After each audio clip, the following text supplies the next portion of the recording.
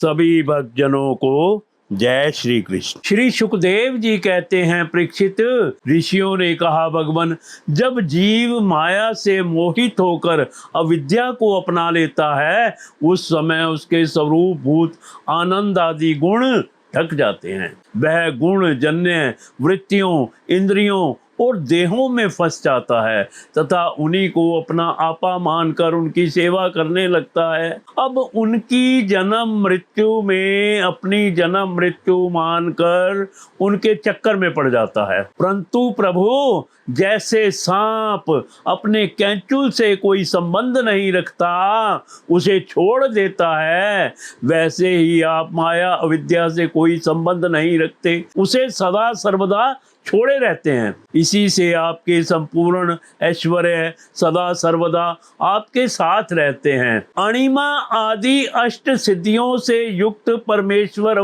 में आपकी स्थिति है। इसी से आपका ऐश्वर्य, धर्म, यश, श्री, ज्ञान और वैराग्य अपरिमित है, अनंत है।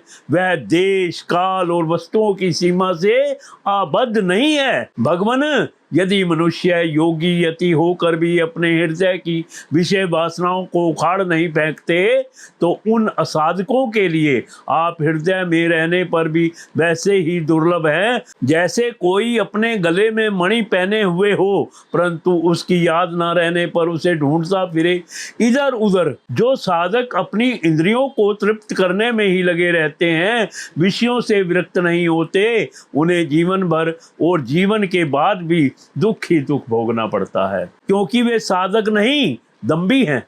एक तो अभी उन्हें मृत्यु से छुटकारा नहीं मिला है, लोगों को रिझाने, धन कमाने आदि के क्लेश उठाने पड़ रहे हैं, और दूसरे आपका स्वरूप न जानने के कारण अपने धर्म कर्म का उल्लंघन करने से परलोक में नरक आदि प्राप्त होने का भय भी बना ही रहता है।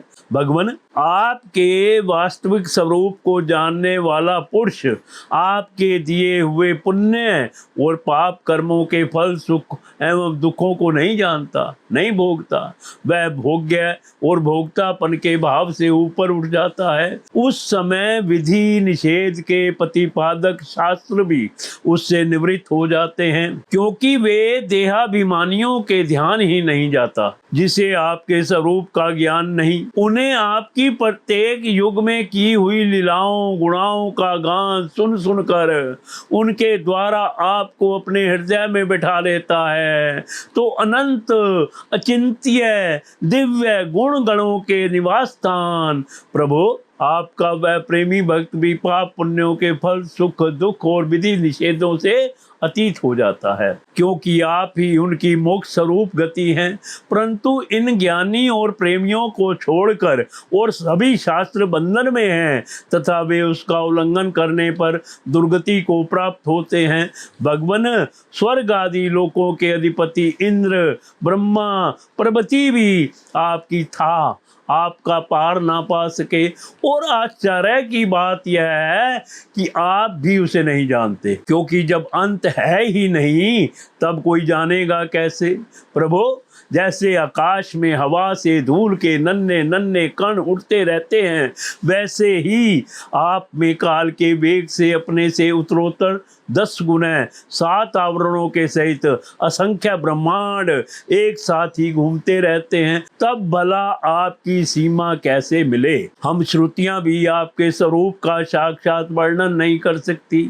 आपके अतिरिक्त वस्तुओं का निषेध करते करते अंत में अपना भी निषेध कर देती हैं और आप में ही अपनी सत्ता खोकर सफल हो जाती हैं। भगवान नारायण ने कहा, देवऋषि, इस प्रकार सनकादि ऋषियों ने आत्मा और ब्रह्म की एकता बतलाने वाले उपदेश सुनकर आत्म स्वरूप को जाना और नित्य सिद्ध होने पर भी इस उपदेश से कृत्य से होकर उन लोगों ने सनंदन की पूजा की। नारद सनकादि ऋषि सृष्टि के आरंभ में उत्पन्न हुए थे, अतएव वे सबके पूर्वज हैं। उन आकाशगामी महात्माओं ने इस प्रकार समस्त वेद पुराण और उपनिषद उपनिषद का रस निचोड़ लिया है। यह सबका सार सर्वस्व है।